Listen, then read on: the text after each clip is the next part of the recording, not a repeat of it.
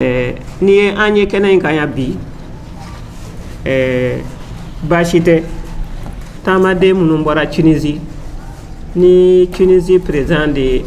ale siya woloma b'ale fɛ kosɛbɛ donc ale ye kuma dɔ de kɛ n'o ye discours ye k'o kalan Tunisie jamana kɔnɔ taamaden finman minnu bɛ yen mun ye olu ɲangata bon kabini discours kɛra taamaden finman fɛn o fɛn bɛ Tunisie a bɛɛ ni hɛrɛ fara la ɲangata sugu bɛɛ dar'u kan dɔw ka nafolo tiɲɛna tasuma donna dɔw ka so la ko caman kɛr'u la dɔw yɛrɛ donna kaso la caman bɛ u ka baara tiɲɛna i tɛ se ka sigi k'a kɛ siyɔrɔ yɛrɛ t'u bolo bilen donc an n'o taamadenw de filɛ ɲɔgɔn kan nin ye olu de filɛ nin ye an balimaw don an denw don an somɔgɔw don an bɛɛ ye kelen ye donc degun ni degun min y'olu sɔrɔ a bɛɛ ye komi a ye anw fɛnɛ sɔrɔ parce que anw de bi yan anw bɛ taamadenw de ka baara la an ka baara ye ka taamadenw ka lafiya u ka taama kɔnɔ u bɛ taa yɔrɔ o yɔrɔ u ka lafiya taama in kɔnɔ ɲangata foyi ka n'u sɔrɔ sira la an b'o kɛlɛ de la u bɛ taa yɔrɔ min na u ka taa ye lafiya kɔnɔ n'a ka d'u ye u ka to yen n'a man d'u ye u bɛ segin ka na n'u y'u sago sɔrɔ ka bɔ jamana ninnu kɔnɔ olu ka na lafiya kɔnɔ anw ka jɛkulu nin sigira o de kama donc anw ni jɛkulu caman tɛ kelen ye anw ta ye taamadenw lafiyali k'u dɛmɛ u ka taama kɔnɔna na u bɛ se ka lafiya sɔrɔ k'u sago sɔrɔ cogo min na ka segin ka na faso kɔnɔ foyi kana mɔgɔ si sɔrɔ o y'anw ka laɲini ye o de kosɔn an ye conférence nin sigi bi pour que k'a yira jɛmɔgɔ la mun taara taamaden finmanw kan Tunisie masakɛ fɛ parce que n'i y'ale yɛrɛ ɲininka ale tɛ farafin ye ale dun bɛ farafinna dugukolo kan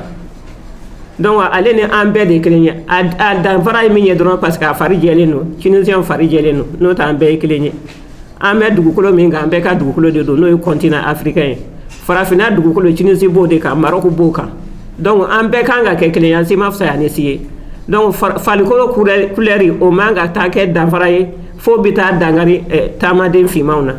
donc an ka kɛlɛ de bɛ o kan an ka conférence sigikun de ye o ye bi diɲɛma ka bɔ a kalama Tunisie président ye mun kɛ taamaden finmanw na donc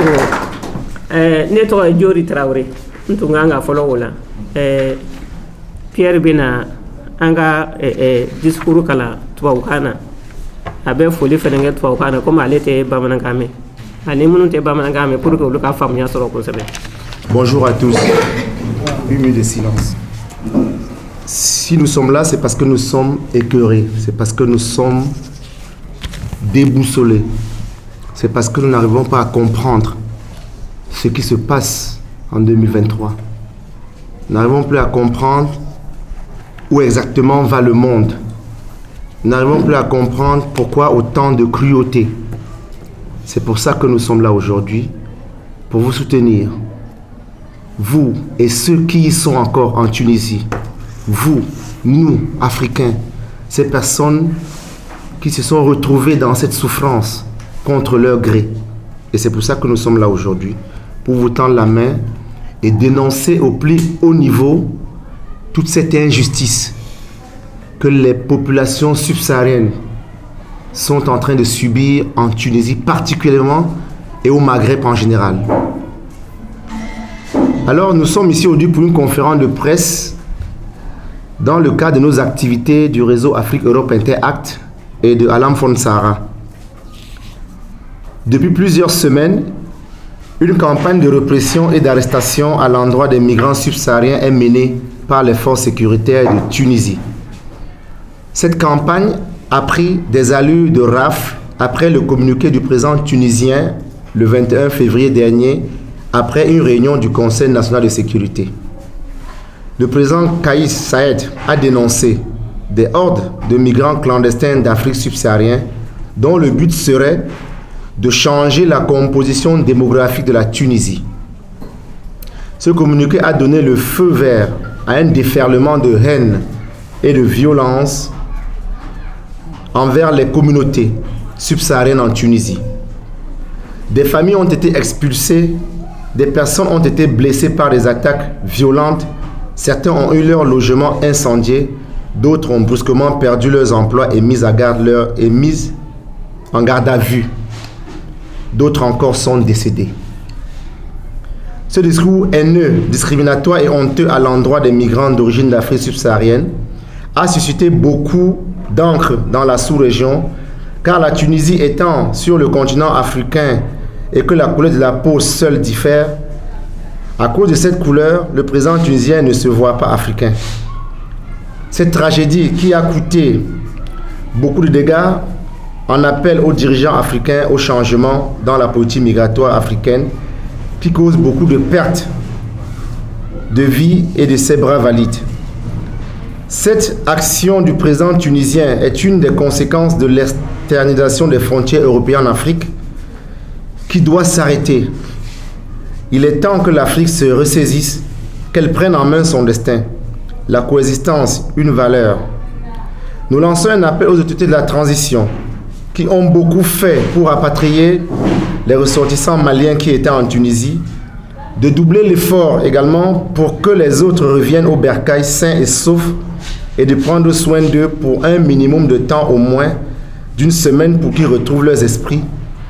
et les faire retourner dans leur village, dans leur ville ou village respectifs. Alors c'est l'occasion pour nous aujourd'hui de remercier tous ceux qui de près ou de loin ont émis des messages forts sur les réseaux sociaux, ont condamné ces actes odieux et inhumains, ceux qui ont dit non au racisme, ceux qui ont dit non à la barbarie. C'est l'occasion pour nous de les remercier. Et surtout la transition qui n'a ménagé aucun effort pour déployer et faire revenir ces enfants au bercail sains et saufs. Aujourd'hui également, nous nous inclinons devant la mémoire de tous les disparus, de tous ceux qui ont perdu leur vie en Tunisie. Et nous savons tous que l'Afrique est le berceau de l'humanité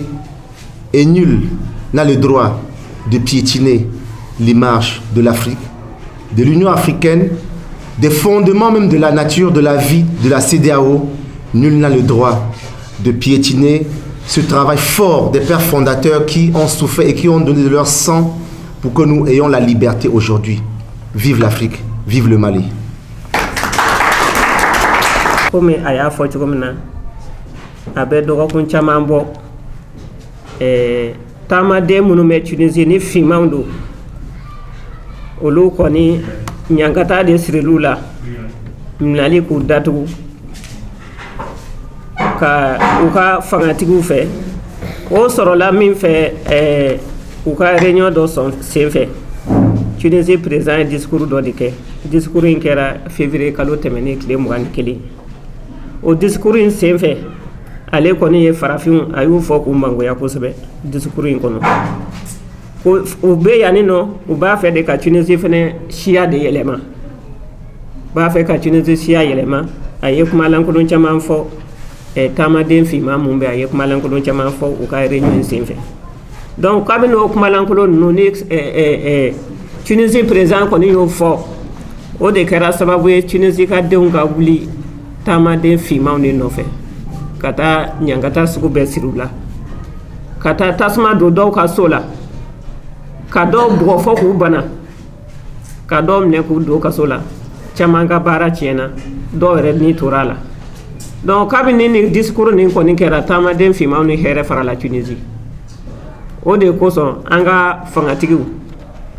no ye anga transition ye o ye hakili ya nyuma barake o wulila kata malien munu me Tunisie o tara o nofe chama nana me o nana chugo du chama bolo langulo de nana parce que o ka na folo tiena o ka bara o tiena o ka fembe de tiena o bolo o koni nana faso kono donc an koni nya nyinu fe transition koni ye bara minge anyena mamba nyinu fe alisa o ka do faraka munu be nonu demne no Tunisie ka ta to no fe kana nu nana fene o ku hakli tula ana kera dogo kun kelenye o ku toye o ka shiro duma ka dumuni duma ka fembe ku ye ku bla condition kono ha na kera dogo kun kelenye pour que o ka se ka lafia doni soro o hakli nana no te na fara ko nu nana kle saba dron ku labo amano o ba soro halisa lafia mana bon nu nana donu ka toye o ka lafia doni soro o yoro nunu na ka soro ka ali o moins transport duma o kata o ka o faso la an kɔni an bɛ transition fo kosɛbɛ a ye nin min kɛ ka taa taamadenw ta ka na n'u ye k'i janto la halisa an b'a fɔ a ka dɔ fara o kan a ka dɔ fara a ka fasoden ɲumanya kɛ an y'a dɔn ko transition a bɛ jamana fɛ a bɛ jamana kɔnɔdenw fɛ u ye mun kɛ nin ye u ye baaraba de kɛ a diyara n ye mais n'u taamaden ninnu nana u k'u hakili t'o la hali n'a kɛra waati damadɔni ye u k'u d'u ma u bɛ se k'u yɛrɛ lafiya k'u hakilinaw lafiya dɔɔni dɔgɔkun kelen ɲɔgɔnna kɔnɔ ka passe d'u ma u ka segin ka t'u faso bila nin mun filɛ k'u sɔrɔ nin ye Mali kelen dɔrɔn tɛ farafinna fan bɛɛ de don ne kɔni fɛn o fɛn k'e ye finman de ye e bɛ Tunisie bi i ni hɛrɛ farala de fɔ n'i y'i dogo wa hali dogoli t'a ɲɛ donc an sigilen b'o kɛnɛ de kunna bi k'a fɔ farafinna marabagaw ye an k'an ka hakili to an yɛrɛ la sa a sera sisan an k'an wasa don an yɛrɛ la mun de la an denw bɛ bɔ ka taga an denw bɛ bɔ ka taa min na il faut k'an ka jateminɛ k'o kan an k'olu lajɛ sa parce que n'i y'a ye olu bɛ lafiya la yen fɛ Occident bɛ lafiya la Européen bɛ lafiya la tubabu bɛ lafiya la yen fɛ parce que an de degunnen don yan n'o tɛ ni an fana y'o dɔn kun jumɛn na olu de lafiyalen don olu de bɛ balo anw na donc olu bɛ balo min kɛ anw na ni olu ɲɛ tana ye anw denw fana ye olu bɛna mun sɔrɔ an fɛ ka taa n'o ye k'u yɛrɛ lafiya dɛ f'u ka sɔrɔ o dan na an ka k'an yɛrɛ ma hɔrɔn ye an ka dugu jukɔrɔ nafa n'u kɛlen bɛ fɛn ye o de la an k'an bolo da o kan fana ye anw ta ye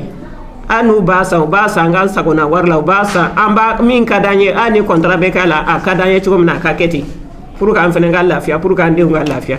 n'o tɛ dɔ kɛra farafinden kɛlen bɛ bi diɲɛ kɔnɔ bi tubabu yan fan fɛ i b'a fɔ ko limɔgɔ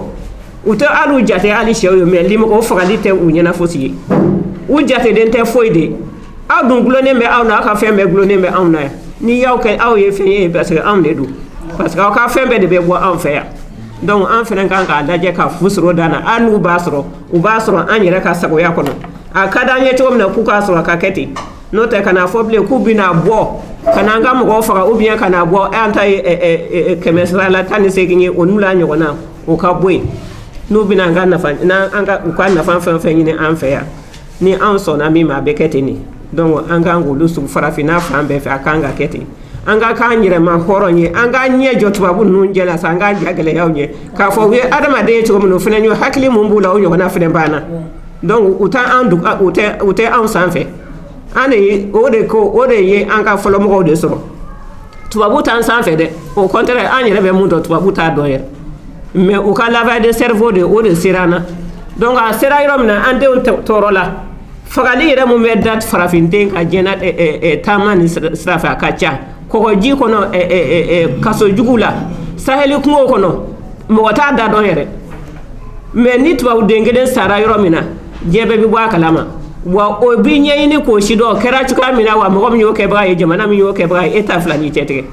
donc sisan il faut que an fana k'u ladege ko anw fana ye adamadenw de ye anw fana den man ka sa yɔrɔ la bilen manamana na an denw man ka minɛ k'u don kaso la bilen manamana na surtout an ni minnu bɛ dugukolo kelen kan n'o ye continent africain ye n'o ye Maroc ni Tunisie ye an bɛɛ ye kelen ye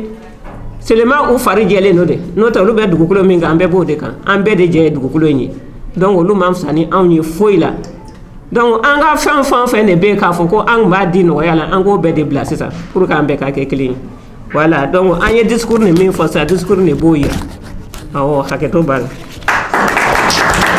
Programme, nous sommes très en retard. Selon le programme, je vais expliquer à mes amis, à mes frères qui ont subi cette violence qu'il y aura un moment de prise de témoignage. C'est ce qui nous permet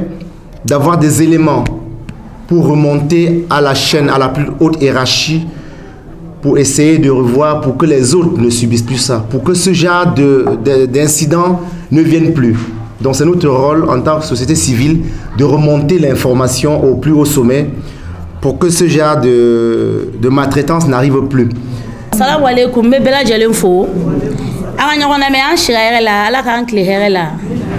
An sigi kuye muye ya rabbi al sala ka sawu man kan. Ne Aïssata Soumaoré ni Afrique Europe tonde bon me to min konna la abi an no de ka tunranke u bela jelena fasa.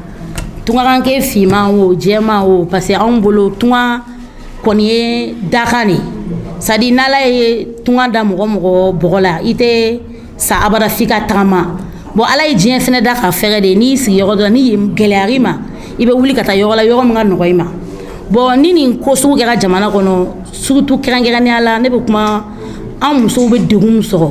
ne bɛ kuma o de kan kosɛbɛ parce que kuma ɲɛbila kuma bɛɛ fɔra an tɛna segin ɲɔgɔn ka kuma kan bilen n'i y'a jateminɛ k'a ye san laban kɔnɔna yɛrɛ la denmisɛnninw cayara sisan nɔ ka taa tunga sira fɛ kosɛbɛ denmisɛnninw bɛ taa désert fɛ n'an b'a fɔ o ma cɛncɛn fɛ ka taa tɛmɛ Niger la ka taa Agadez ka taa Bilma ka bɔ fo ye ka t'u yɛrɛ sɔrɔ fo Algérie dɔw bɛ taa Tripoli bon sira wɛrɛ fɛnɛ bɛ yen nɔ denmisɛnninw bɛ taga Maroc fɛ ka ji tigɛ ka taga Espagne ka taa Italie gɛlɛya de don quoi a bɛɛ ye gɛlɛya de parce que fɛn fɛn bɛ tagama sira la an bɛ se ka dɔɔni dɔɔni fɔ a bɛɛ la parce que bɛɛ b'a kalama jamana in kɔnɔ pour que ka visa sɔrɔ direct la k'a fɔ ko bon k'e kɔni bɛ fɛ ka t'i sigi tubabuw fɛ yen comme diaspora f'i kɔ ka girinya dɛ sinon n'i taga dɔrɔn u bɛ refi d'i ma bɛɛ b'o kalama bon bɛɛ b'a dɔn papa ni mamadenw de bɛ se ka taa avion na direct la bon an buwanimadenw a gɛlɛyalen de don anw ma o de b'a to anw bɛ taa duguma sira fɛ saya dɔw bɛ saya kɔrɔ dɔn ka segin so n'o ye foyi t'a se mɔgɔ ma gɛlɛya kɔ bon n'i y'a ye denmisɛnninw bɛ dusu ta surtout denkɛninw ka taa tunga na u b'a kɛ anw musow de kama parce que n'i ko muso i ko du n'i ko muso i ko jamana n'i ko muso i ko kabila a bɛ kɛ anw de kama wa o de kama na aw seginna retour volontaire la anw tɛ se k'an sigi k'an bolo fila d'an sen kan an b'a ye aw dusu kasilen don cogo min na o dusu kasi kelen de b'anw na parce que n'i y'a ta k'a lajɛ san kɔnɔna la migration mɔgɔ minnu bɛ taa tunga na o bɛ wari min don jamana kɔnɔ foyi t'a don ni jamana in kɔnɔ mɔgɔ minnu bɛ taa tunga na ni anw kunkolo y'an dimi ko an denkɛ min lasinɛ min bɛ Tunisie a y'a wele lasinɛ min bɛ Maroc a y'a wele lasinɛ min bɛ Allemagne a y'a wele an ka fura wari bɛ bɔ yen nɔ de ni mugu musow jiginna wari bɛ bɔ Europe de ka na n'anw bɛ kɔɲɔ la an bɛ tungankɛw de wele k'a ye k'anw denw n'an balimakɛw n'anw cɛw don avion kɔnɔ et k'u lasegin vraiment ka t'o kɛ c'est à dire mɔgɔ c'est à dire président ka déclaration ye c'est à dire président min i b'a fɔ komi kunkolo tɛ mɔgɔ min kan da la si bolo tɛ mɔgɔ min na social tɛ k'a yɛrɛ kɛ tubabuw ka ciden c'est à dire mun kɛlen bɛ k'ale bila ci la a t'anw n'o cɛ ale cɛ dɛ min y'ale ci a b'anw n'o de cɛ parce que a sera a dan na o de kama maliyɛnw kan ka fara ɲɔgɔn kan ka transition in dɛmɛ parce que an b'a jateminɛ depuis Assimi sigila fanga la sisan Mali yɛlɛmana de yɛlɛma dɔw de bɛ yen nɔ Faransi ma jɛ n'a ye bon o de kama Faransi bɛ ka kini kɛ duguma a bɛ ka putili kɛ sanfɛ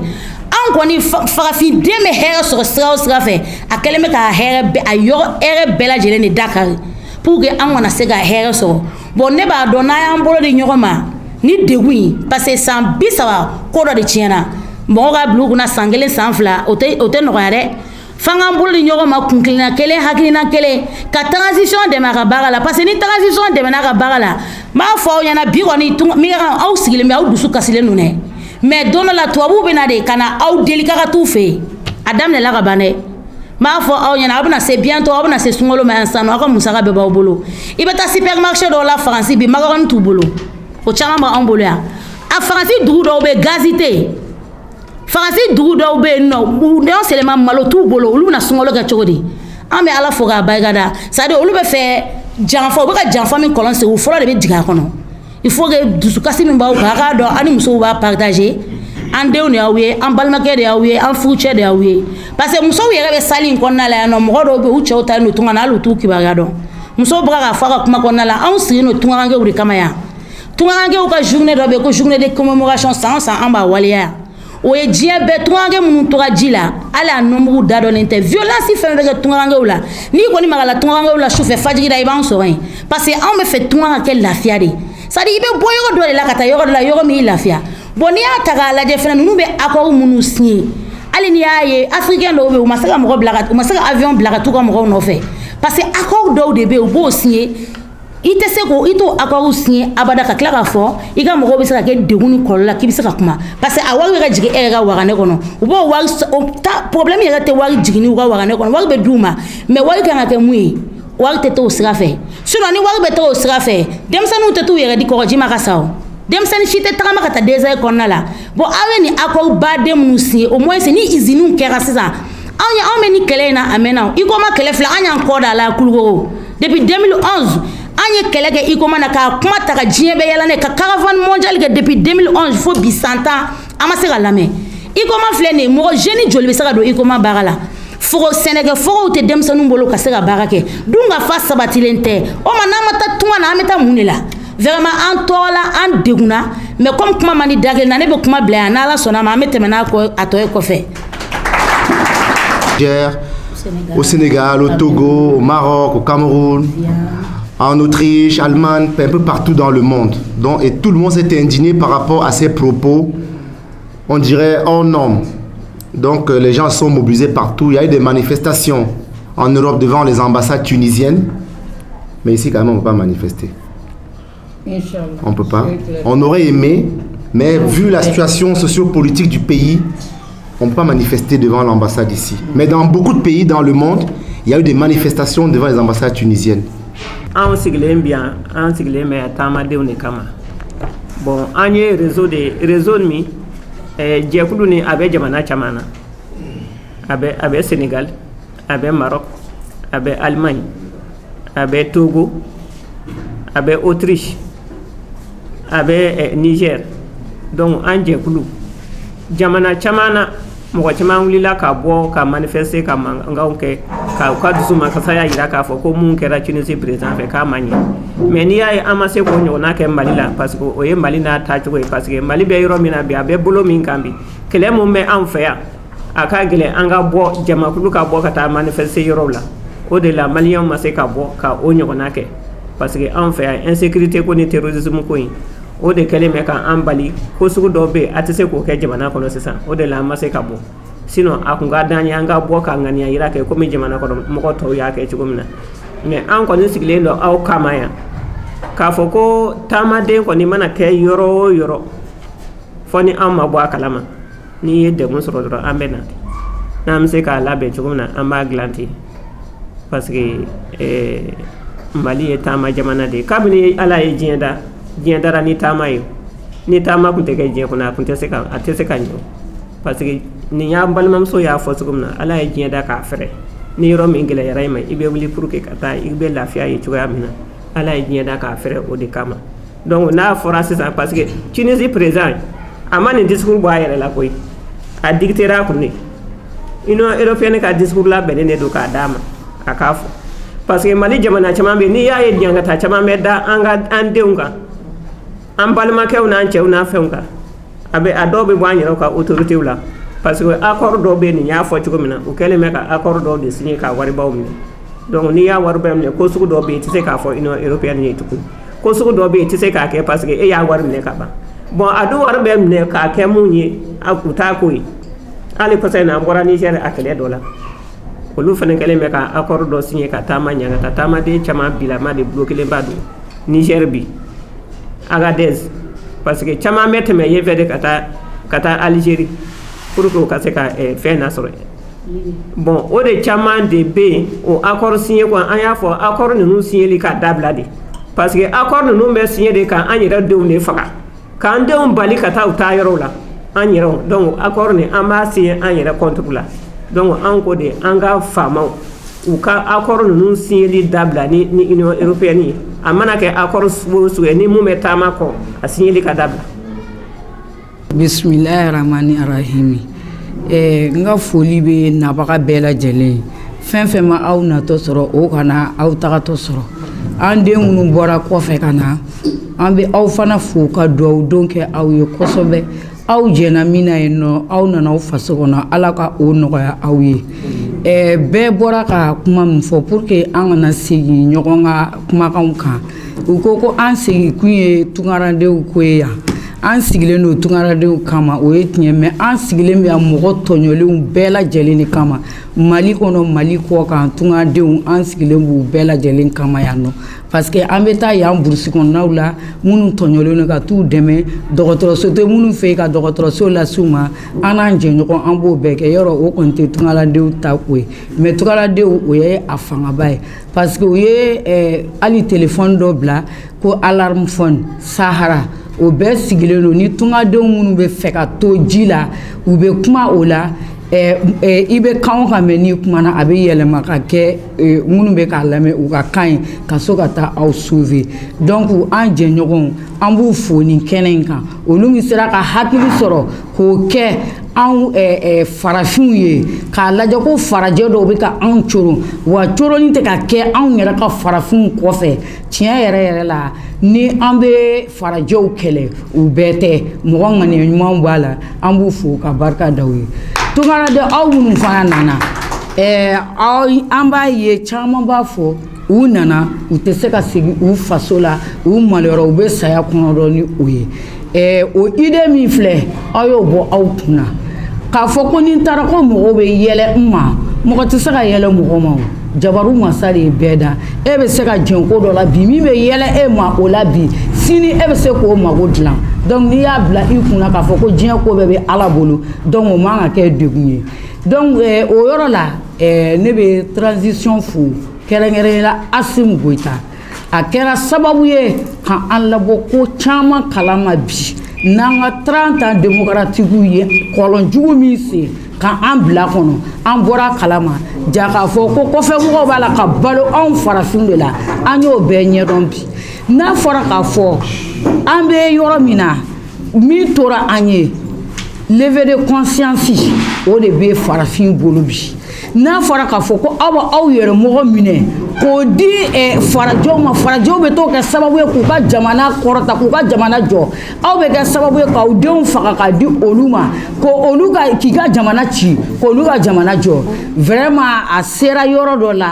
farafinw u ka kɛ u yɛrɛ ye jirikuru mana mɛn ji la cogo cogo a tɛ kɛ banba ye hali n'i ye diɲɛ jamaso jɔ diɲɛ in kɔnɔ ka don a kɔnɔ n'i sara don min na i bɛ taa k'a to i jugu ni niw bɛ tulonkɛ k'a la a sera farafin k'o bila u kunkolo kɔnɔ k'o dɔn sa fɛn bɛɛ bɛ anw ka dugukolo jukɔrɔ o dɔnni kɔrɔ kɔfɛ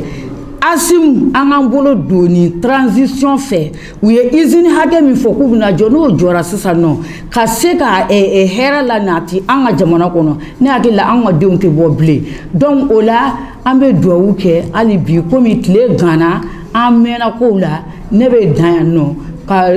a ɲini ala fɛ hali bi ala ka hɛrɛ kɛ aw bɛɛ lajɛlen fɛn fɛn min nana an ŋaniya ɲumanba de bɛ aw fɛ aw bɛɛ ka fara ɲɔgɔn kan aw fana k'aw bolo don transition fɛ n'o tɛ ni ɲɔgɔn famana ka kɛ dɛ aw bɛ gɛn aw bɛ sa ye aw tɛ na n'i y'a ye an ka gouvernement nin ye fɛnkɛ bila ka taa ka aw ta ka da ni aw ye donc o b'a yira a bɛ ka min fɔ k'a b'a ka faso fɛ o ŋaniya de b'a kɔnɔ n'aw y'a ye wagati dɔ la a fɔra ko a parafela ou bien a ma parafe ko ka jamana kɔnɔdenw segin ka na an ka nin réseau in de y'a to diɲɛ mɔgɔ bɔra kalama pour que ka faamaw y'u dala cɛ ka bɔ la u tun kan ka min signé k'a fɔ ko ka tunkaradenw bila ka na u y'u dala cɛ a la k'u m'a kɛ ni réseau in de y'a kɛ donc aw fana bɛ dugawu kɛ ni réseau ye a ka se ka jɔsen ɲɛnama sɔrɔ pour que anw bɛ se k'aw défend cogo min donc ne bɛ bɔ kuma la yen nɔ a bɛ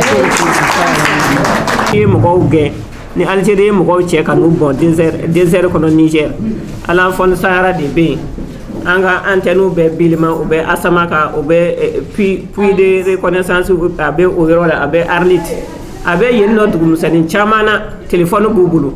donc n'u ye taamadenw fɛn o fɛn ye k'a fɔ ko tiɲɛ yɛrɛ la Algérie de nana ninnu bɔn ou bien dɔw tununnen don cogoya foyi t'u bolo u bɛ taa u ɲini u bɛ na n'u ye Algérie ye mɔgɔw cɛ cogo o cogo ka t'u bɔn Niger fɛn kɔnɔ Sahel kungo kɔnɔ Agadez o mɔgɔw de b'an bolo ye mun bɛ taa olu cɛ ka na n'u ye u b'u furakɛ u bɛ dumuni d'u ma u b'u loger u fɛ yen wagati la ka sɔrɔ k'u bila ka na Agadez donc ni mun b'a fɛ ka taa a ka yɔrɔ la o bɛ taa yen olu ni an bɛ baara kɛ ɲɔgɔn fɛ parce que APS source bɔra Alanfone Méditerranée la Alanfone Méditerranée fɛnɛ ye min ye ale de fɛnɛ bɛ taamadenw kɔlɔsi kɔgɔji sanfɛ donc u ka numéro bɛ taamadenw bolo a bɛ mɔgɔ caman bolo donc n'u y'a ye minnu bɛ kɔgɔji sanfɛ u ka bateau bɛ danger la u bɛ détresse la kɔgɔji sanfɛ o mɔgɔw fana bɛ yen mun bɛ weleli kɛ garde côte ani bateau privé ni fɛn ninnu olu fana bɛ taa taamadenw sauver bon olu ni an bɛɛ de bɛ baara kɛ ɲɔgɔn fɛ c'est pourquoi an ka réseau bɛ yɔrɔ caman na a bɛ farajɛ jamana na a bɛ farafin jamana fan bɛɛ la donc n tun b'a fɛ k'o yɔrɔnin fana fɔ k'o d'a kan komi ale ye bolo i da don a yɔrɔnin na bon an tɛ taamadenw fana dɔrɔn dɛmɛ jɛkulu sɛnɛkɛla jɛkulu dɔ bɛ office du Niger kɔnɔ olu fana ye sɛnɛkɛlaw de ye minnu ka dugukolo bɔsir'u la u ka dugukolo bɔsir'u la u farala ɲɔgɔn kan ka kɛ jɛkulu ye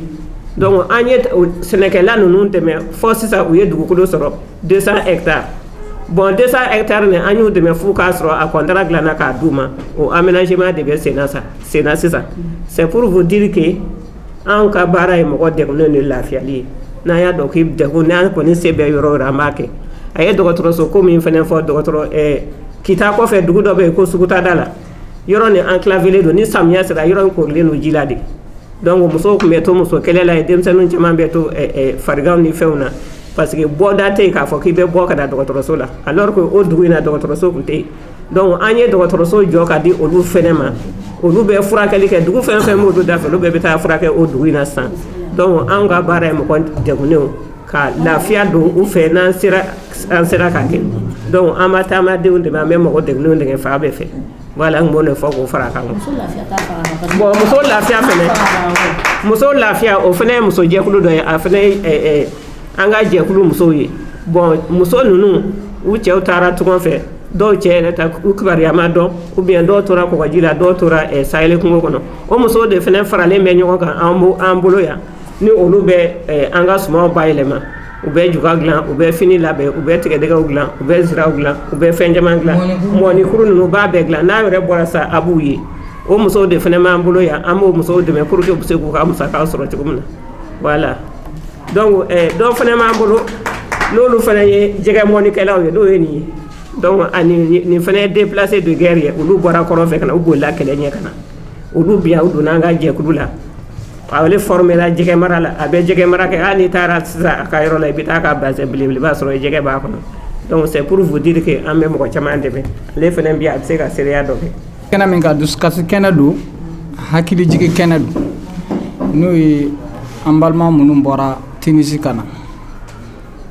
n b'a fɛ ka min fɔ an bɛ barika da Ala ye parce que bɛɛ n'i garisɛgɛ don Ala bolo an balima minnu taara Tinisi n'u nana Ala y'a latigɛ minnu kan ka na yan u bɔra degun na u nana u faso la an b'a ɲini Ala fɛ fana an ka laɲini Ala ka sabati an ka dugawu kɛ jamana ye parce que n'i y'a ye nin bɛɛ kɛra Ala ni jamanadenw sababu an bɛ kɔlɔlɔ la san 30 kɔnɔna na Ala nana mɔgɔ d'an ma an ma Mali kelen bɔ dɛ farafinna bɛɛ de don parce que an ye mun ye jamana in kɔnɔ an y'a ye k'a fɔ an kɛra baw ni sagaw donna waraw ni suruguw ni ɲɔgɔn cɛ an y'a ye farafin denw bɛɛ kɛra o sugu de ye arabuw ni tubabuw bolo an tilala k'a ye anw yɛrɛ mɔgɔw sɔrɔla la olu ka juguni olu kɛra dogadi k'anw cɛ ka taa di surugu ni waraw ma o de bɛ an ka jamana kɔnɔ o la an b'a ɲini jamanaden bɛɛ fɛ Afrique Europe Interati a sigilen don adamaden kelen kelen na ka hakɛ ɲini fɛ k'a d'i ma an t'a fɔ wari b'an bolo an bɛna d'i ma degun min bɛ e kan an b'a laɲini an n'i ka jɛ ka baara de kɛ ɲɔgɔn fɛ degun bɛ se ka ɲɛ cogo min na ni degun bɛ dɔgɔya farafinna yiriba de ye Mali ye jamana tɔw ye bolofaraw de hakilina min bɛ Mali kɔnɔ maliden kelen kelen k'a dɔn Ala y'an bɔ an bɛ nimakara la Ala nana an bɔ hali bi an b'a ɲini tunkarankew fɛ degun filanan ye mun ye k'a ɲɛfɔ aw ye hakilisigi la aw minnu nana ka bɔ tunga na ka n'aw faso la an b'a ɲini somɔgɔw minnu bɛ yan a ka dɔn k'a fɔ u ka barika da Ala ye aw minnu nana u k'a bisimila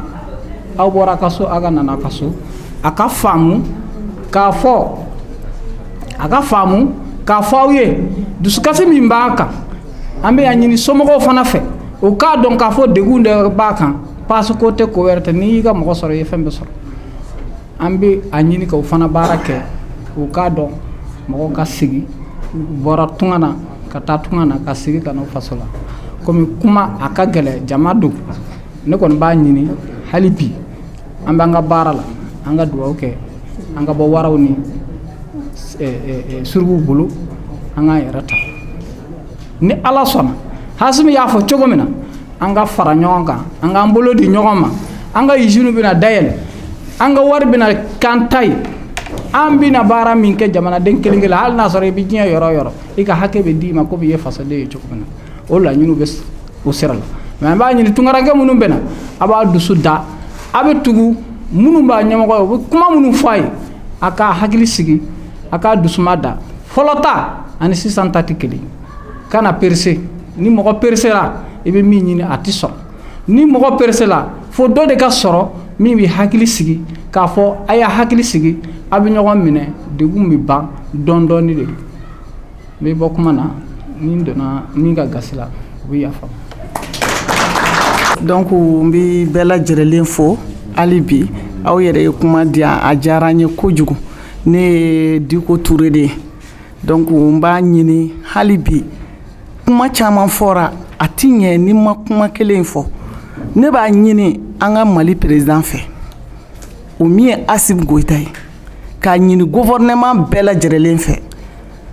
k'a ɲini maliden ɲuman bɛɛ lajɛlen fɛ ne kɔni min ka di ne ye bi ni mɔgɔ minnu filɛ hinatɔ fɛnw de don makariko fɛn de don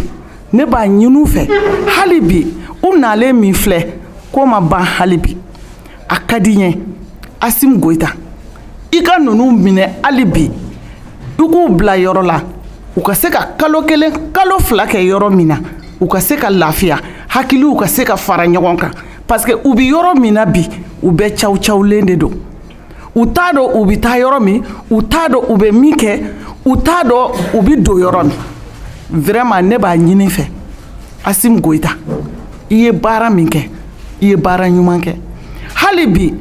an kɔni b'a dɔn an ye yɔrɔ sɔrɔ an ye Mali sɔrɔ an bɛ se ka tɛgɛ da min kan k'a fɔ de ko vraiment Mali bɛna kɛ Mali ye wa an b'a dɔn fɛnɛ mɔgɔ minnu ye nin kɛ walayi u bɛ tila ka na tuguni ka na yɛlɛmɛ Mali kɔnɔ yan ka na nafolo ɲini Mali kɔnɔ ne b'a dɔn o bɛ kɛ parce que Mali bɛ diya ni Ala sɔnna a ma an kɔni b'a dɔn o bɛ kɛ Mali kɔnɔ minnu filɛ nin ye ka taa tungaw fɛ tunga ka taali a bɛna dabila pewu mɔgɔ si tɛ taa tunga fɛ bilen bɛɛ bɛna to yan wa u kun taara yɔrɔ minnu na u bɛɛ bɛ tila ka na Mali kɔnɔ ka na tunga fɛ yan an kɔni hali bi an musow an bɛ ka duwawu kɛ an bɛ ka duwawu kɛ Assimi Goïta ye an bɛ ka duwawu kɛ gouvernement bɛɛ lajɛlen ye an bɛ duwawu kɛ CNT membre bɛɛ lajɛlen ye hali bi a y'aw cɛsiri nin denmisɛnnin ninnu na aw taar'u ta avion na ka na n'u ye a y'aw cɛsiri hali bi baara ma ban a y'aw jija u la u ka se ka kalo kelen kɛ Bamakɔ kɔnɔ ka kalo fila kɛ yan aw ka jɔ n'u ka musakaw ka jɔ n'u ka fɛn bɛɛ ye u ka se k'u hakiliw fara ɲɔgɔn kan u ka se ka taa u ka so hakili sigi la n'o tɛ u bɛ yɔrɔ min na bi tɔ foyi de t'u la tɔ foyi t'u la tiɲɛ yɛrɛ la Assimi Goïta an b'i fo ka segin k'i fo an b'i bɛɛ lajɛlen fo mɔgɔ sera ka nin ko in ka organiser ka ninnu denmisɛnninw ta ka na an b'a bɛɛ lajɛlen fo dan tɛ foli min na Ala ka Mali jɔ Ala k'an sago d'a ma. An bɛ foli lase jama bɛɛ ma fɔlɔ ne tɔgɔ Jariso Mamadou bon an de bɔra Tunisie ne de ye jama nin ka porte-parole ye bon effectivement kɔni a ye kuma daminɛ min fɔra a ye kuma bɛɛ fɔ ka ban min tun b'an fana fɛ k'a lase aw ma komi an ye degun minnu ye a ko k'an da don o la dɔɔni an ye degun minnu ye Tunisie ka seri kɔ ka na se fo Mali yɛrɛ kɔnɔ y'an degun ma bon an b'a daminɛ fɔlɔ an bɛna daminɛ ni Tunisie ye komi an bɔra o yɔrɔ la an bɛna dɔɔni fɔ o kan a bɛɛ tɛ se k'a fɔ quoi parce que n'an ko k'an b'a bɛɛ fɔ an tɛ bɔ yan parce que an ka degun min ye Tunisie ani an tun bɛ vilain degun min na ye da tɛ se k'a dɔn a bɛɛ t'u la quoi mais an bɛna a bakurubaw ta k'an da don o la k'o ɲɛfɔ walasa mɔgɔw bɛ se k'a faamuya min na dɔɔni bon an tun bɛ Tunisie avant président yɛrɛ bɛ communiqué kɛ a ka sɔrɔ Tunisiens yɛrɛ o temps fɛ m'a fɔ n t'a Tunisie kelen ta quoi arabu yɛrɛ temps fɛ quoi parce que o ma an jate mɔgɔw ye olu bolo dɔrɔn ni fari finna nin sariya t'i bolo tuguni o bɛ ko kan na an tɛ se ka taa plaindre tagayɔrɔ t'i la i bɛna taa ɲɛfɔ yɔrɔ min na a bɛ komi a bɛnna olu yɛrɛ ma olu de bɛ k'o pousser k'o bila pour que u ka kojuguw kana quoi bon an vila o vi cogoyaw la fo kana se président ka communiqué ma bon président ka communiqué kɛla don min na parce que o y'a télé ninnu an to ka téléw filɛ bon communiqué kɛla an yɛrɛ bɛ bali min na mɔgɔw de commencé la k'an wele k'a fɔ an ɲɛna ko ko o nana bi yan quoi k'a ka yɔrɔ bɛ di bon wagatiw la sisan an ɲɛ b'a la publication bɛ kɛla réseau yɔrɔw bɛɛ t'u la fo kana kɛ o laban an yɛrɛ lutigiw tun ka garanti t'an ye k'a fɔ ko non k'an ka hakili latigɛ ko foyi tɛ k'an na mais o bɛɛ to tɛmɛnen kɔfɛ an nana ye mɔgɔw bɛ yan parce que tant que ne ye porte parole n bɛ kuma ni jama ye fɔlɔ quoi mɔgɔw b'an cɛ la yan o ka sow jenina video bɛ n kun yan depuis an ma se yan o y'o video ci n ma pour que n ka se ka a filɛ an bɛ se ka ɲɔgɔn jɛ yɔrɔ min na parce que yan'an bɛ se ambassade la a y'a sɔrɔ an caman tun bɛ si la kɛnɛma de lutigi minnu yɛrɛ tun ka garantie t'an ye k'a fɔ ko non ko foyi t'an sɔrɔ k'o bɛna lɔ an ka sécurité kɔrɔ olu yɛrɛ labanna ka siran kow ɲɛ o tagala bin an kan an ka luw kɔnɔ ka caman nabɔ parce que Tunisie nɛnɛ warani bɛ an caman bɛ se yan mɔgɔ caman banabagatɔ le nana ni mura tɛ min minɛ i b'a sɔrɔ koloci b'o la i b'a sɔrɔ kunkolodimi bɛ dɔw la parce que an mɛnna folon kɔnɔ ne yɛrɛ ka semaine 2 de kɛ ne bɛ si kɛnɛma parce que an y'a lutigi k'an nabɔ bon an tun taara loger minnu fɛ an teri minnu fɛ o labanna k'olu yɛrɛ labɔ bon mɔgɔw bɛ yan an caman ka ɲɔgɔn lɔ yan'an bɛ se ambassade la an ka ɲɔgɔn lɔ kɛnɛma le parce que an farala ɲɔgɔn kan ka kɛ jama ye an bɛ si ɲɔgɔn kan pourquoi mɔgɔw kana na bin an kan n'an kelen kelen de depuis an bɛ Tunisie an ye WhatsApp groupe sigi mɔgɔ mɔgɔ bɛ Tunisie an bɛ lien ci ɲɔgɔn ma pour que an bɛ se ka ɲɔgɔn sɔrɔ groupe kɔnɔ ni ko minnu bɛ ou bien n'an bɛ fara ɲɔgɔn kan yɔrɔ min na ka se k'a layɛ an y'o kɛ an cɛ minnu tun bɛ ni pulloverw b'an na an y'an ka pulloverw bɔ k'a di denmisɛnw ni musow ma pour que olu bɛ se ka pullover biri ka ɲa minɛ k'a la o ye Tunisie ta o y'a fitinin ye fɔlɔ quoi parce que o y'an ka comptes bloqué carte tun b'anw yɛrɛ bolo an tun bɛ baara kɛ yɔrɔ min na o ma sɔn k'an sara bon an tagala k'an bɛna an ka wariw retirer comptes la o y'a yira k'a fɔ ko non ko séjour t'an bolo k'an tɛ se ka baara kɛ an ka comptes la quoi bon an bolo an bɛ yɛrɛ ɲini de la an bɛ président de la transition fɔ Assimi Goïta a n'a ka mɔgɔw bɛɛ tu parce que olu min taara an ta ka bɔ gɛlɛya nin kɔnɔ bon mɔgɔw bɛ yen olu ka so jenina k'o to kaso le la o ka wariw tun bɛ parce que caman bɛ o bɛ siran compte ko ɲɛ bon n'i bɛ Tunisie fana k'a fɔ k'i bɛ wari labɔ banque kɔni tɛ se ka wari labɔ peut-être a b'a kɛ marché noir le ye ka wariw labɔ bon caman bɛ wari tun b'o bolo bon kɔnɔ o y'a wariw jenina o video fana bɛ sɔrɔ n kun yan bon o tɛmɛnen kɔfɛ compte tun b'an minnu bolo k'an ka compte bloqué an nana Bamako yan n b'a fɔ musow dɛ mais anw cɛw an ɲɛ bɛ jeune fɛn fɛn na yan mɔgɔ min ni saki nana a tɛ tɛmɛ mɔgɔ 2 ɲɔgɔn la ou bien mɔgɔ 3 an nana ni saki mana an farala ɲɔgɔn kan parce que an tun kɛra comme drogue minnu tɛ capitale kɔnɔ n'i k'i bɛ bɔ yɔrɔ wɛrɛ ka na capitale la ka se ka ambassade lasɔrɔ tu es obligé fo b'i dogo le k'i dogo mobili kɔnɔ yɛrɛ drogue et puis chauffeur b'a fɔ passager ɲɛna surakaw ɲɛna de o bɛ sabali o b'ale yɛrɛ arranger quoi pour que o kana n'an sela poste minnu na o kana mankan wuli ou bien o kana fɔ ko non ko farafin o b'a fɔ blaki bɛ mobili kɔnɔ quoi donc mobili bɛ na i b'a sɔrɔ blaki 2 de b'a kɔnɔ ou bien mɔgɔ 1 surakaw bɛ kɛ k'ala entourer pour ne pas que n'a lɔla poste la policiers bɛ se k'a ye ɲa min na parce que k'an yɛrɛ to ambassade la an ka mɔgɔ dɔw tun bɔla hali o bɛ taa dumuni san parce que ambassade kɔni ye dumuni d'a ma o ye fɛn bɛɛ k'an ye mais i tɛ se ka mɔgɔ satisfaire besoin bɛɛ la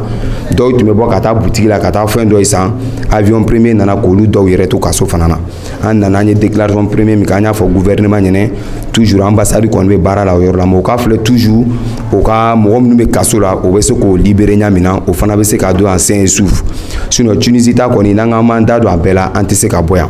bon bɛɛ tɛmɛnen kɔfɛ an nana an sera ambassade la mɔgɔ minnu bɛ yen fana n'o nana an kɔfɛ an y'a filɛ de an ni ɲɔgɔn cɛ dɔw bɛ yen u bɛ weleli kɛ ko transport t'u bolo an b'a fɔ ko bon taximètre y'o ta u b'o dogo ka se ka so n'o ambassade la n'o sera n'o ambassade la an mɔgɔ minnu bɛ yen an bɛ ɲɔgɔn ɲininka wari bɛ min minnu bolo fitini bɛ min minnu bolo an bɛ taximètre ka wari sara pour que mɔgɔ ninnu bɛ se ka don ambassade kɔnɔ ɲa min na parce que n'a ma k'o cogo la o tɛ se ka na ni taximètre fana y'i ta a b'i dogo de a k'i dogoli min kɛ i b'o fana wari de sara bon wari tɛ mɔgɔ kun saki tɛ mɔgɔ bolo mɔgɔ ni wari ma na fani yɛrɛ tɛ mɔgɔw la bon an labanna k'a kɛ an mɔgɔ minnu bɛ ambassade la dɔrɔn an b'a yira ɲɔgɔn na min bɛ min bolo an b'a fara ɲɔgɔn kan pour que ka ɲɔgɔn ka transport dafa ka se ka se ambassade la bon an bɔlen kɔfɛ Tunisie kana don yan gouvernement y'o seko kɛ parce que o taara an ta ka na o tagara an kun b'a aéroport la ka taga n'an ye salle la yan fɛ tout et tout bon an selen kɔfɛ o y'an enveloppe de 50 000 d'a ma a bɛ komi n bamuso y'a fɔ ɲa min na i k'a lɔn mɔgɔ degunnen a mako bɛ dɛmɛ la wagati bɛɛ surtout mɔgɔ minnu nana o bɔla kɛlɛ le kɔnɔ o hakili sigilen tɛ bon saki yɛrɛ t'an bolo foyi foyi bon an nana lomo ye 50 d'a ma chèque enveloppe d'a ma 50 b'a kɔnɔ bon tun ko lundi lo an n'o kan ka sigi dɔw kɛ bon 50 min dila an ni wari mana an ni foyi mana an ni saki mana c'était samedi dimanche lo na an ka mɔgɔw taara faniw san pour que changement bɛ se ka don ko la dɔɔni ɲa min na quoi bon lundi lo an n'o nana réunion min kɛ o y'a yira na k'o bɛ na ni partenaires de ɲa yira ɲɔgɔn na parce que an nana depuis lundi o y'an labila ko an ka kan ka bɔ salle kɔnɔ ko lona wɛrɛw kan ka na bon an cɛ la mɔgɔ dɔw bɛ yen olu bɛ taa fo nord la o tagayɔrɔ ka jan bon wariw domina ka ban lundi parce que mɔgɔw hakili tun bɛ fɛn wɛrɛ kan min tɛ partenariat dɔrɔn pe ye quoi bon depuis olu ni bi cɛ mɔgɔw banna o bɛ si la kɛnɛma de o mɔgɔ camanba de bɛ salle kɔnɔ o tun bɛ si kɛnɛma hali bi o bɛ si la continuer la ka si kɛnɛma anw bɛ min fɔ an ka autorité ɲɛna o y'o seko kɛ hali bi o bɛ baara la fana ni mais anw bɛ min ɲini o fɛ n'o ye mɔgɔ mɔgɔ ta ka bɔ kɔfɛ ka na o ka sabali o k'o hakili to tigilamɔgɔw la salle min bɛ yen a bɛ réfugiés de kama réfugié salle kɔnɔ ka bon hali réfugié groupe saba bɛ se ka ɲɔgɔn sɔrɔ a kɔnɔ a tɛ ɲɔgɔn déranger est-ce que tu vois mais n'a fɔla n'i ye tile fila kɛ dɔrɔn o b'i labɔ i bɛ si kɛnɛma vraiment a ma nɔgɔn dɔɔni quoi an kɔni bɛ min fɔ an ɲɛmɔgɔw ɲɛna o ka sabali o ka kɛ Ala ni kira kama n'o ye fɛn fɛn ta ka na o ka an to salle kɔnɔ yen au minimum o ye minimum quoi o ye 1 mois d'an ma 1 mois nin kɔnɔ sisan an bɛ se ka yɔrɔ sɔrɔ hali n'olu ma dɛmɛ wɛrɛ d'an ma an bɛ se ka tagama ka dɛmɛ ɲini balimaw fɛ min minnu bɛ se k'an dɛmɛ ka transport sɔrɔ walasa an bɛ se ka don famille la mais n'a fɔra ko 3 jours a ye mɔgɔw labɔ mɔgɔw bɛ si la kɛnɛma a ko ɲa ma nɔgɔ surtout Bamako soso nin na yan bon a bɛ pali bila mɔgɔ la quoi donc an b'o ɲini o fɛ o ka sabali n'o ye mɔgɔ mɔgɔ ta ka na an kɔni t'a nɔgɔyala la parce que déjà anw bɛ yan hali ni mɔgɔw bɛ kɛnɛma an bɛ tila k'an profiter ka mouvement an b'i kɔ mɔgɔw fo ni mɔgɔ ka ɲuman k'i ye i b'a lɔn a tigilamɔgɔ ye kunu de an kɔrɔ mouvement an b'i kɔ mɔgɔw y'an wele Batulu Ɲanga mɔgɔw o ye enveloppe dɔw d'an ma ko walasa minnu bɛ si la kɛnɛma an ka filɛ an ka bɔ kɛnɛma an ka taa bɔ an ka famille la mais hali bi ko tɔw bɛ kɔfɛ donc gouvernement toujours mais an bi o yɔrɔ kan o ye sabali n'o ye mɔgɔw ta ka na o k'an to salle kɔnɔ an ka 1 mois kɛ pour que an hakili bɛ sigi parce que l'heure in na n'a fɔra ko an nana urgent et puis an bɛ si la kɛnɛma an nana an esprit ma poser fɔlɔ o kow bɛ yen bon n'a fɔra ko an bɛ si la soso la kɛnɛma tuguni a ko ma nɔgɔ bon au moins n'an bɛ cour kɔnɔ nin ko caman bɛ yen an bɛ se ka sigi ka ɲɔgɔn fara ɲɔgɔn kan ka barow kɛ ka esprit di ɲɔgɔn ma hali bi mais n'a nana fɔ ko non an nana dɔrɔn 3 jours mɔgɔ minnu hakili sigilen tɛ n'i y'o bila kɛnɛma a b'an dusu tiɲɛ parce que an y'a ye publication dɔw kɛra ko 1 million tun dila an ma an bɔla k'o démenti ci an tɛ mais an ka mɔgɔ dɔw yɛrɛ tun bɔla k'a fɔ ko foyi ma d'an ma bon mɔgɔ dɔw bɔla k'o démenti réseau kan mais mun y'a yira o ko foyi ma d'an ma c'est pas parce que foyi ma di wa tan dila mais dusu tiɲɛ de y'o bila fɔli la parce que an nana an miiriya tun b'a la k'an tun bɛna hakɛ min kɛ cour kɔnɔ parce que an bɔyɔrɔw ka jan caman bɛ yen u bɔla burusi la direct ka télé aventure la n'olu nana o tɛ mɔgɔ lɔ Bamako o tɛ yɔrɔ lɔn bon a ko ɲa ma nɔgɔ de y'u tɔɔrɔ o fana bɔla ka kuma fɔ kuma min ma kan ka fɔ mais dusukasi de y'an bila fɔli la quoi parce que an miiriya la an tun kan ka temps min k'o bolo cour kɔnɔ an ma se k'o temps kɛ o de y'an bila la mais toujours ka tila k'a fɔ hali bi an kɔni degun b'an kan an bɛ dɛmɛ fana ɲini na an b'a ɲini aw fɛ n'a bɛ se k'an ni mɔgɔ minnu yira ɲɔgɔn na hali bi an mako bɛ dɛmɛ la parce que an ni foyi de ma na ni mɔgɔ min ye ne ka vidéo premier u ye nin fani kelen de tun bɛ n kan na min tun bɛ n duguma peut-être Mali maillot de tun bɛ mais fani kelen de tun bɛ na bon hali bi o fani kelenw de bɛ ka yaala an na quoi donc an mako bɛ dɛmɛ la hali bi k'a fɔ aw ɲɛna ko gɛlɛya b'an kan parce que an nana ni fani ma na ni saki ma na ni wari ma na donc toujours a b'an dɛmɛ k'an ka messagew passer pour que an bɛ se ka ɲɛ sɔrɔ an yɛrɛ ma ɲɛ min na quoi ok hakɛto bɛ nin kan salamu alaikum. Oui, bonjour à toute la salle. Moi, je me nomme Traoré Omar. Je suis parmi les membres qui ont quitté Tunisie le 4 mars passé pour rejoindre Bamako. Nous étions confrontés à certaines difficultés. Donc, sur ce, l'autorité malienne, l'autorité de la transition,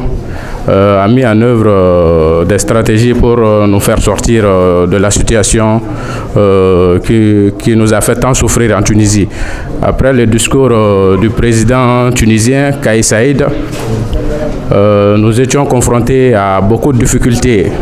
Moi, personnellement, j'ai pas assez duré en Tunisie. Donc, le peu de temps que j'ai fait en Tunisie, donc j'ai été confronté à plusieurs problèmes, à plusieurs agressions aussi. J'ai été agressé jusqu'à 2 reprises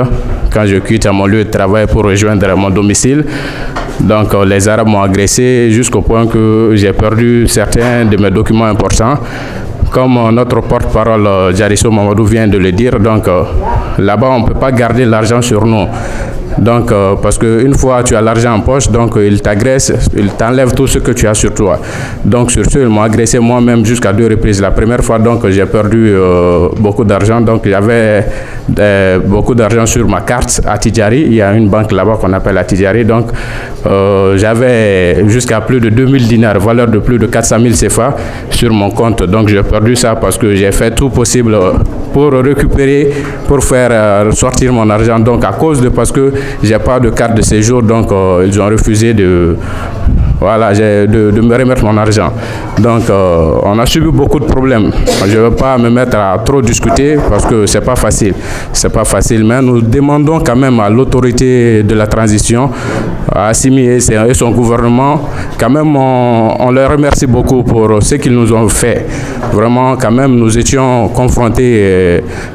Nous étions même face à la mort. Nous remercions la transition malienne pour ça, donc ils nous ont fait sortir dans la difficulté pour nous revenir au Mali. Donc nos remerciements à la transition malienne. Donc je tiens à dire aussi à la transition donc de nous venir toujours en aide. On a besoin d'aide, parce qu'il y a beaucoup parmi nous. Donc nous étions, quand nous sommes arrivés, nous étions au ministère des Maliens de l'extérieur, au cité UNICEF.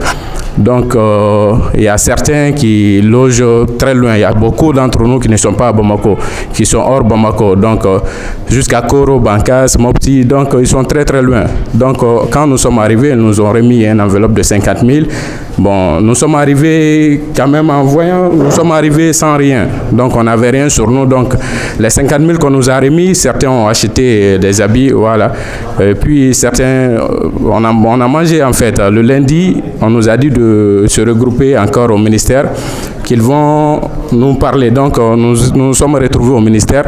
Donc, nous, en pensant qu'on allait recevoir plus, mais Dieu faisant bien les choses, ils nous ont montré certains partenaires qui sont l'OIM, Organisation internationale des migrants, et puis Mouvement Bicor. Mouvement Bicor, ils nous ont présenté ces deux membres. Donc, je remercie aussi Mouvement Bicor, Batuliang et ses équipes. Quand même, hier, ils nous ont appelés, ils nous ont remis une enveloppe parce qu'ils n'ont pas fait de promesse. Quand même, ils nous ont appelés hier pour nous remettre une enveloppe parce qu'ils savent la situation dans laquelle nous nous sommes confrontés. Parce que beaucoup d'entre nous dorment dehors. Même au ministère, on a fait chasser les gens. Ils dorment dehors. Donc, chaque jour, nous-mêmes, on se déplace pour leur rendre visite, pour calmer leur morale. Donc, c'est pas facile. Quand même, je tiens à remercier tout le monde. Je tiens à remercier aussi l'équipe, en fait. Je tiens à remercier tout le monde. Merci beaucoup. Mes sincères. Bela de l'info, ka ini fait bela de l'info, ala ka ni koyen, ala ka koyen kuto ben noya. Komi ko kara tanto la ko kara ka ban, mo gena ka bo Tunisie, be Maliano. Bon ça me mi ni o fe ko ma ara fam to mina, ambe mo be demelo la. Non seulement en bora Tunisie kana ani de wume nyona, ani gela be nyona, be mal gela ko kalama. Do aba jija de 500 ka dam na o rega réseau ina. Le réseau et comment on appelle là Afrique Europe Interact. Abo jija de 500 en mo bo na bora Tunisie kana 500. Abam bla ilin tokota. Akla na konto feneta ka laje to ko bla ilin si possible très vite urgemment aka ko do yin na yam sira mbula ngami na fono. Sinon kuma ba ngan sigi ni to ay demain ma safa ati marché aba jija de ngani mo ta de meta ka se ga ko do yin ka dama al na bisa ke par jour par mois nga se ga la ma dondoni sinon to ran to amano ko rere o de bene fe ka fo aka jija to ko bla na ka kirin bla ga numéro ta ka bla to ko ta ka ko do yin ka dama anga an la ma mali me to na ma no ko la fo no bene bulu ka fara bla nga fo daka ani taroni amo blaga ta fleba jegulu bela jelma mo be ko baga kabala la jen wati na me be fo ka be wala nyumando ka funya na ko ambi ayan sensi fo mi i mo ka jabala la u ga siège bala u keme ka nyogo yin doke conférence de presse ba doke conférence de presse mu nyeshile ndo Tunisie ka munu nana ka bo male munu Tunisie nu nana ka bo Tunisie ka da ka gele mu Tunisie u nana u bismillah la bi i mo fe okum kono amina u ka musobaro nyinga ale bina adado ako ere ke tugo la ko ina na todi ani fana ngania mumula ka demeta ka ni mo nu segre malien mu gena ka bo Tunisie abna dado la ambalo muso Aissata Soumaoro ini yangma mse ko basité fuiti len mse ki dado akola d'accord mse kan dado ala OK in chega ni ngalla ne Aissata Soumaoro me jokulu kono ba fo jokulu mako Afrique Europe Interact bon bi koni ani conférence de presse de ke anga siège la ka wele bla kuna fondila bela jelima akla ka wele bla migrants de retour volontaire ka bo Tunisie kana en fait angon dusuma kasale no angon ni conférence ga diem mola surtout muso ka côté nebo de défense ko sebe dem sonu ngon boka tungana kana vraiment gelade asuma i y'a ye denmisɛnninw bɛ taa tunga na o ye gɛlɛya ye bon ninnu ka segin fana ye gɛlɛya dɔ ye bon gɛlɛya nana fara gɛlɛya kan mais n'an sera k'an hakili fara ɲɔgɔn kan an bɛ se ka bɔ a bɛɛ gɛlɛya la ne bɛ se ka min fɔ denmisɛnninw ye minnu nana ka bɔ tunga na nin wagati in na u k'u bolo di ɲɔgɔn ma u ka kɛ jɛkulu ye vraiment u ka laɲiniw bɛ sabati bon an kɔni bɛ yan nɔ ka mɔgɔw lafasa mɔgɔ bɛ taa tunga na c'est à dire sirako t'an fɛ k'a fɔ n bɛ taa sanfɛ sira fɛ n bɛ taa duguma sira fɛ o tɛ tunga kɔni kɔnɔla lafiya an b'o de ɲini tunga kɛ bɛɛ ye i m'a faamu an bɛ la liberté de circulation d'installation pour tout un chacun yɔrɔ yɔrɔ ka di mɔgɔ min ye tagali ka di ye tagama kɔnɔ nɔgɔya anw bɛ yan k'o de kɛ diɲɛ mɔgɔ bɛɛ lajɛlen parce que ala ye diɲɛ da ka fɛɛrɛ de n'i bɛ taga yɔrɔ la yɔrɔ min ka di ye parce que an b'a jateminɛ tubabuw bɛ bɔ u fɛ yen visa ko t'a la u bɛ na anw fɛ Afiriki dugu fan bɛɛ u tɛ ɲininka foyi la mais farafin n'a fɔra ko blaki po finma anw tɛ se ka bɔ yan ka taa abada an bɛ wari de bɔ k'a da visa kan mais an bɛ refus sɔrɔ visa la bon o degun n'o kɔlɔlɔ b'a kan a sera sa autorité ka se ka ɲɛ yɛlɛn sa c'est à dire olu fana bɛ yen nɔ u bɛ accord jugu minnu signé pour que nin bɛɛ denmisɛnninw bɛ nin bɛɛ suivi u ka se k'a lajɛ u ka se ka usines dayɛlɛ Mali la ka Mali yɛrɛ tɛ Afiriki bɛɛ u ka usines dayɛlɛ u ka se ka denmisɛnninw bolo don kow la pour que u yɛrɛ bɛ se ka u ka se ka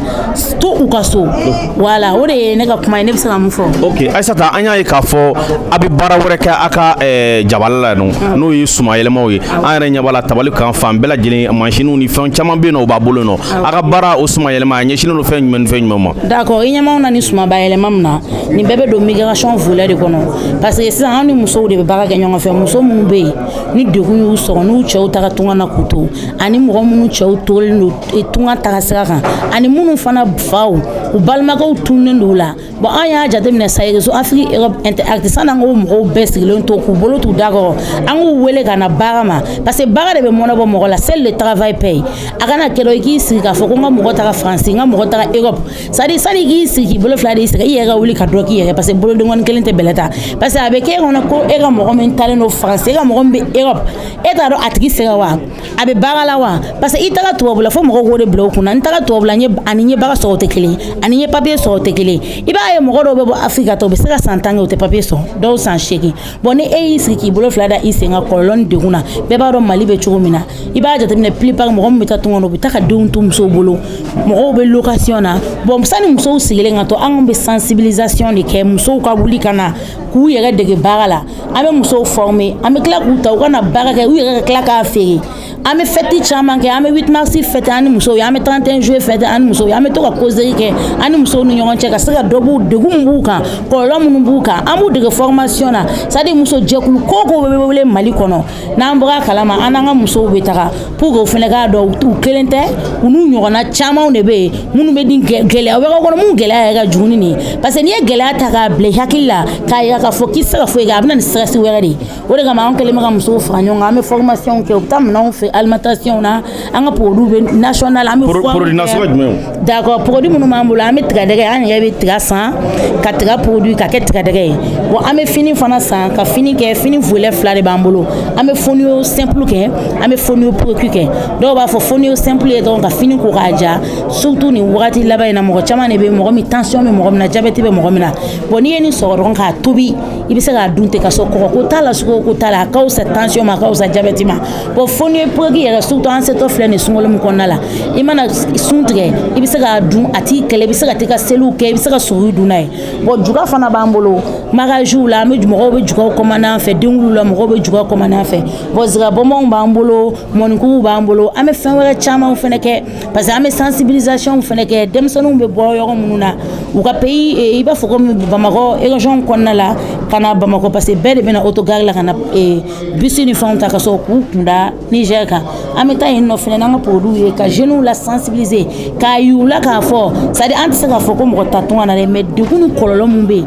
an b'olu fana ɲɛfɔ mɔgɔw ɲɛna. Wele dakan laban jumɛn b'i bolo ka ɲɛsin jamana marabaaw ma minnu bɛ yen nɔ n'olu sigilen don k'i lajɛ nin waati in na. bon wele ka dan laban min bɛ ne bolo kɔni ne bɛ n ka foli se transition ma kosɛbɛ parce que bi ma anw bila ni kɛlɛ la anw bɛ nin na tagama kɔnɔ lafiya in na mais n'i y'a ye sisan hali an bɛ se ka exemple ta sisan an bɔra 8 mars la sisan an bɔra an ni Asimu ye ɲɔgɔn ye an bɔra ka nin slogan kelenw de fɔ kɛnɛ kɔnɔna la anw bɛ tagama kɔnɔna lafiya de nɔfɛ parce que en tant que muso denw ma lafiya muso tɛ se ka lafiya muso cɛ ma lafiya muso tɛ se ka lafiya muso balimakɛ ma lafiya muso tɛ se ka lafiya vraiment transition mɔgɔw kɔni ye mun fɔ k'u bɛna usine minnu jɔ ne bɛ fɛ usine ko in yɛrɛ de ka don ba la usine kɔgɔ minnu bɛ Mali la n'u datugulen don u ka se ka solution kɛ ka usine ninnu dayɛlɛ ka baara di jeunes ma jeunes ka se ka to yan sinon a kɛlen don kɔlɔlɔ yɛrɛ a kɛlen don degun ye musow bolo yɛrɛ de ne bɛ se ka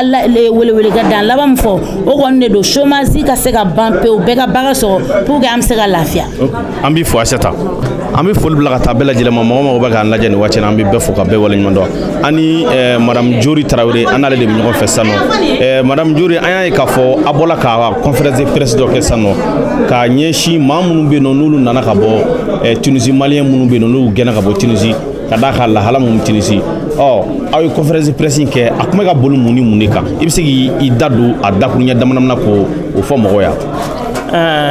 San i ni ce i ka kumakan tali la nin diyara n ye kosɛbɛ an den minnu bɔra Tunisie ka na an balimaw n'an cɛw ni an denw n'an mɔdenw minnu bɔra Tunisie ka na u nana sababuya min fɛ parce que Tunisie président de ye discours dɔ kɛ u ka conseil national de sécurité de la tubabu kalo tɛmɛnen février kalo tɛmɛnen tile 21 a ye discours a ka discours in kɔnɔna na a y'a yira de k'a fɛ k'a tɛ farafinko la a y'o de yira bon ale ko k'ale tɛ farafinko la ale dun bɛ farafin ka dugukolo kan n'o ye continent africain ye ale tɛ k'a yɛrɛ jate farafin fɛ a kuma o kuma ko africain ale yɛrɛ dun fana ye africain ye parce que différence min b'an ni ɲɔgɔn cɛ dɔrɔn o y'ale farikolo couleur de ye ale jɛlen no tɔw finnen no mais o kɔrɔ tɛ k'ale ka fisa ni anw ye an bɛ continent min kan farafinna min kan dugukolo min kan ale yɛrɛ b'o kan Tunisie b'o kan Maroc b'o kan Maghreb bɛɛ b'o kan donc farafinna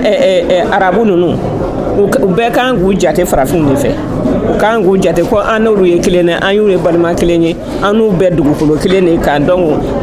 c'est-à-dire danfara man ka don an ni ɲɔgɔn cɛ quoi mais ale y'o discours de kɛ ka taamaden ninnu mangoya k'u fɔ k'u goya kosɛbɛ kabini n'o yɛrɛ kɛra yan n'o ka kɛ arabula yɛrɛ farafin taamaden farafin ninnu c'est-à-dire u ka ko ma nɔgɔ arabu ninnu bolo quoi u bɛɛ ɲangata sugu bɛɛ da u kan u bɛɛ tɔɔrɔ sugu bɛɛ da u kan mais Tunisie président de ka kuma in discours de ye dɔ fara a kan o wulila taamaden finmanw kama ka tasuma don dɔw ka so la k'u ka nafolow tiɲɛ k'u bolola fɛn bɛɛ tiɲɛ ka dɔw bugɔ fɔ k'u bana dɔw yɛrɛ ni tora la k'u ka baaraw tiɲɛ donc o ko in de mɛnɛ a jɛnsɛnna diɲɛ fan bɛɛ fɛ yɔrɔ caman taara ka duguladenw nɔfɛ u ka jamana kɔnɔdenw nɔfɛ an ka président n'o ye Asimi Goita ye an b'a fɔ k'a waleɲuman dɔn halisa a cɛsirilen bɛ fasoko min na a cɛsirilen bɛ maliko min na jamana ko min na a ka dɔ fara a kan halisa an b'a kɔ bɛn an b'a kɔ sini ale de wulila ka taa taama maliyɛn fɛn o fɛn bɛ yen n'i b'a fɛ ka na faso kɔnɔ avion bila ka t'u nɔfɛ u nana bon o minnu nana an n'olu de bɛ kuma ɲɔgɔnya la bi u k'a da diɲɛmaa tulo kan ɲangata sɛgɛn mun dar'u kan Tunisie masakɛ ka kuma in senfɛ sɛgɛn mun dar'u kan arabu jamana ninnu kɔnɔ u k'a ɲɛfɔ parce que anw denw de don an dɔw de y'u ye donc sɛgɛn mun y'u sɔrɔ ɲangata mun y'u sɔrɔ i ye mun da u kan ye u k'a ɲɛfɔ an ye diɲɛma bɛɛ o ka bɔ a kalama transition ye baara min kɛ ka taa u nɔfɛ ka na n'u ye ka taa u la loger tile damadɔ kɔnɔ ka passe d'u ma a diyara n ye kosɛbɛ fɔ k'a dama tɛmɛ halisa Asimi an b'a fo an bɛ transition bɛɛ lajɛlen an b'u bɛɛ lajɛlen fo k'u barikada u bɛ mun na fasoko la halisa u ka dɔ fara a kan denmisɛnninw ka baara ko u k'u jija o la komi u ko bɛ usine minnu dayɛlɛ u ka dɔ fara o kan u ka dɔ fara pour que baara ka an ka denmisɛnninw dɔ ka b'u ka sɛgɛn na parce que farafiden yɛrɛ mun bɛ to tunga fɛ bi k'a fɔ i bɛ 100 jɔ bi mun bɛ taa ka segin bɛ a tɛ hali 80 ma a t'o bɔ i bɛ taa 60 ɲɔgɔnna 50 n'o tɛ i b'a sɔrɔ a tilancɛ ni mun tɛ kaso jugu la i b'a sɔrɔ tora cɛncɛn kan ou bien i b'a sɔrɔ tora kɔgɔji kɔnɔ donc an man ka continuer n'o ye an ko o sira dabila ye sa de minɛ ɲininka laban ka ɲɛsin ma mɔgɔ minnu nana ka bɔ Tunisie sisan a b'a fɛ ka dɛmɛ nasuguya jumɛn ta k'u sɛgɛrɛ ka d'a kan mɔgɔw kɔnɔ nafilibaatɔ don mɔgɔ minnu don u bɔra degun kɔnɔ aw bɛ yen nɔ nin de kama ni maa minnu bɛ yen ni gɛlɛya b'u kan k'u ka gɛlɛya taga b'u kan nin conférence in kɔfɛ labɛn jumɛn b'a bolo ka kɛ ka ɲɛsin olu mɔgɔ ma. An kɔni ye jɛkulu min ye jɛkulu ni an kɔni an ye fantan jɛkulu ye fɛn t'an bolo tɛ ka di mɔgɔ ma mais an bɛ sira ɲumanw de yira u kan ka bɔ cogo min n'an ye mɔgɔ degunnen sɔrɔ dɛmɛbaga ɲumanw ni anw y'a ko fɔ tan yɔrɔ ni mun filɛ nin ye an ye conférence de presse in kɛ an bɛna a bɔ diɲɛ bɛɛ ka bɔ a kalama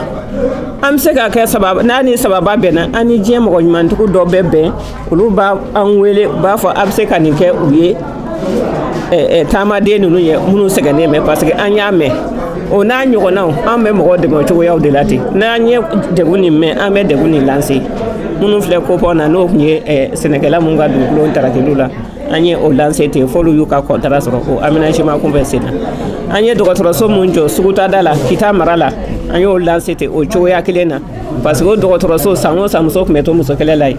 dɔgɔtɔrɔso tun t'u bara denmisɛnninw fana bɛ ten sumaya bolo mais ala barika bila bi dɔgɔtɔrɔso b'olu fɛ yen mais o kɔrɔ tɛ ko wari b'an kun tuma bɛɛ k'a k'u ye o mais ba ɲumankɛ minnu bɛ yen n'olu bɛ anw dɛmɛ parce que olu ɲɛ b'a la an bɛ mɔgɔ tɔɲɔlenw de kɔ an bɛ mɔgɔ tɔgɔlenw de tuni donc o ba ɲumankɛw de fana bɛ anw dɛmɛ an bɛ se ka mɔgɔw bɔ cogo min na u ka degun kɔnɔ. An b'i fo madame Diori.